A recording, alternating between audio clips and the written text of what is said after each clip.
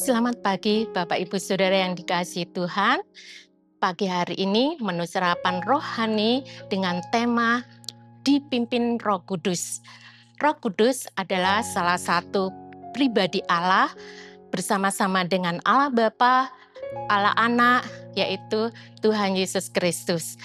Dan Roh Kudus juga digambarkan sebagai Allah, sebagai roh kebenaran, roh penolong, roh penghibur, dan lain sebagainya.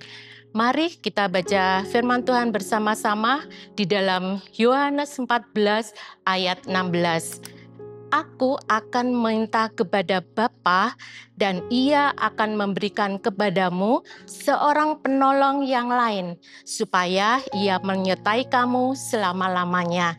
Tuhan Yesus mati di kayu salib untuk menebus dosa kita, bangkit dan naik ke surga. Dan Tuhan berjanji akan mengirimkan roh penolong yang akan menyertai, memimpin segenap kehidupan kita. Nah, dalam kehidupan manusia itu tidak mudah.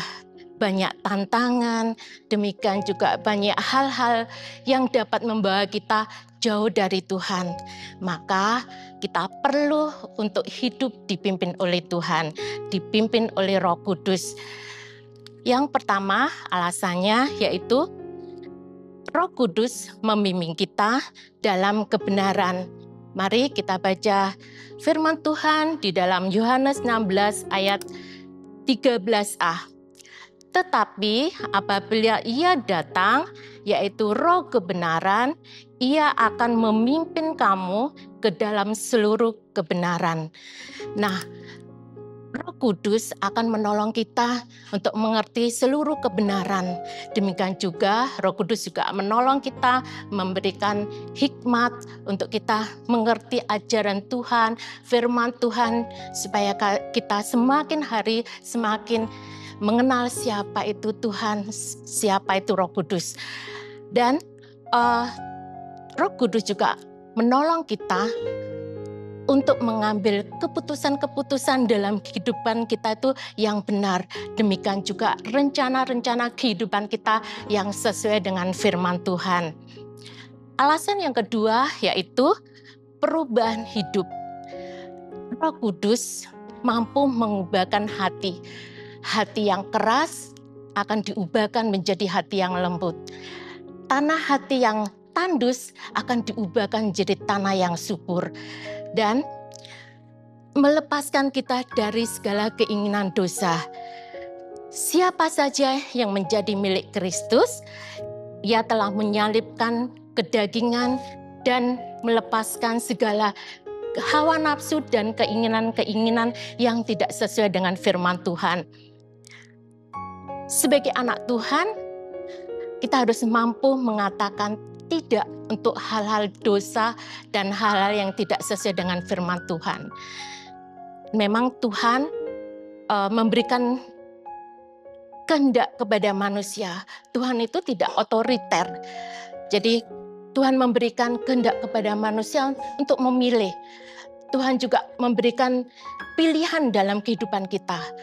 Tetapi sebagai anak Tuhan, kita harus mampu mengatakan tidak untuk hal yang tidak sesuai dengan firman Tuhan.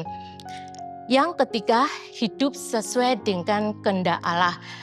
Dengan dipimpin Roh Kudus, kita akan mampu hidup sesuai dengan kehendak Tuhan dan berdampak bagi semua orang, keluarga kita, tetangga-tetangga kita, demikian juga di tempat kita bekerja, dan kita menjadi pribadi yang dapat memberkati semua orang.